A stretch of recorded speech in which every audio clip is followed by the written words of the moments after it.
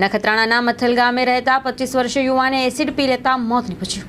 નખત્રાણા તાલુકાના મથલ ગામે રહેતી 25 વર્ષીય પરિણીતાએ એસિડ પી લેતા મોત નીપજ્યું। નખત્રાણા તાલુકાના મથલ ગામે રહેતા 25 વર્ષીય કુંભાર શેરબાનુ અબ્દુલ કાદર નામની પરિણીતાએ પોતાના ઘરે એસિડ પી લેતા સારવાર માટે નખત્રાણા CHC અને બાદમાં GKમાં લાવવામાં આવ્યા અને ત્યારબાદ ફરજ પરના તબીબે મૃત જાહેર કર્યા હતા। હતભાગી માનસિક બીમારીથી પીડિત હતા અને બીમારીથી કંટાળીને પગલું ભર્યું હોવાનું માનવામાં આવી રહ્યું છે।